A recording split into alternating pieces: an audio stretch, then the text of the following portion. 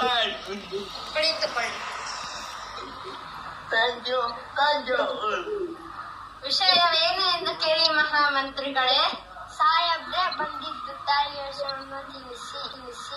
ನಾವು ಇಲ್ಲಿಗೆ ಬಂದದ್ದು 2 ವಿಷಯಗಳನ್ನು ಡಿಸೈಡ್ ಮಾಡಿಕೊಳ್ಳಲಿಕ್ಕೆ. ಯಾವ ವಿಷಯ? ನೀವು ಮಾಡಿಕೊಂಡ ಒಪ್ಪಂದದ ಪ್ರಕಾರ ಕಪ್ಪವನ್ನು ಕೊಡುತ್ತಿಲ್ಲ ಏಕೆ? ಕಪ್ಪ? ನಾವು ನಿಮಗೆ ಕಪ್ಪ ಕೊಡಬೇಕೇ?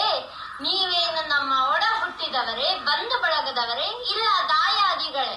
ನಿಮಗೇಕೆ ಕೊಡಬೇಕು ಕಪ್ಪ?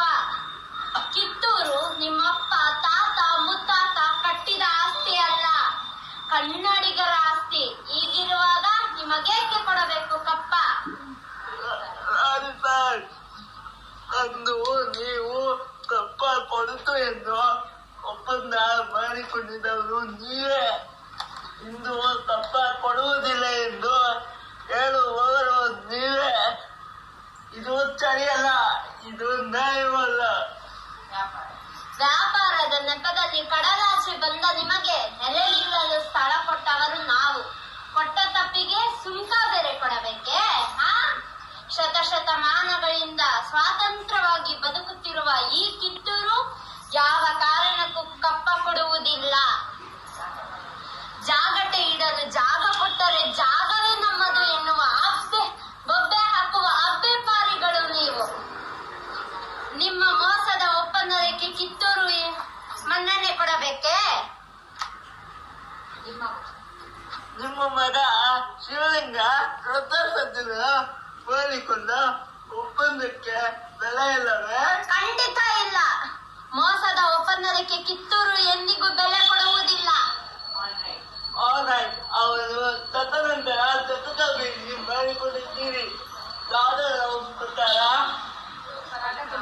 ಕಟಕ ಮಾಡುವಂತಿಲ್ಲ, ದತ್ತಪತ್ರ ರಾಜ್ಯವಾಡುತ್ತಿಲ್ಲ.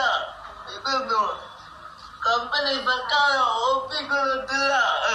ಏ ಚಾಕರೆ, ಬಾಯಿ ಬಿಗಿದು ಮಾತನಾಡು. ಕಪಿ, ನಮಗೆ ಆಜ್ಞೆ ಮಾಡಲು ಯಾರು ನೀನು? ರಾಣಿಬಾಯಿ, ನಿಮ್ಮ ಕಂಪನಿ ಸರ್ಕಾರ ಕತ್ತಲೆಯನ್ನು ದಿಕ್ಕಸುತ್ತೀರಿ, ದಿಕ್ಕ ತಪ್ಪ ಹೋಗುತ್ತೀರಿ. ಎಚ್ಚರ.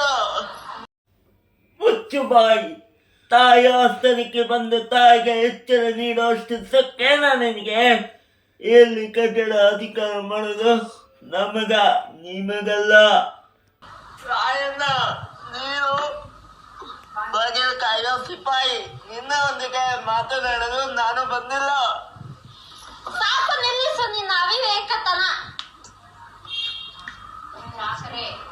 ಏ ಚಾಕರೆ, ನಮ್ಮ ರಾಜ್ಯ ತಾರತಮ್ಯ ರಾಜ್ಯ, ಎನಿಸದ ರಾಜ್ಯ.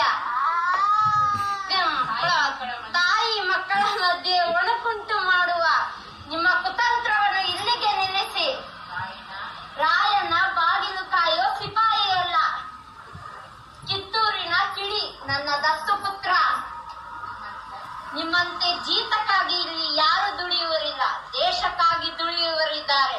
ಇದನ್ನು ಅರಿತರೆ ನಿಮಗೂ ಕ್ಷೇಮ, ನಿಮ್ಮ ಕಂಪನಿಗೂ ಕ್ಷೇಮ. ನೀವು ಮೇಲೆ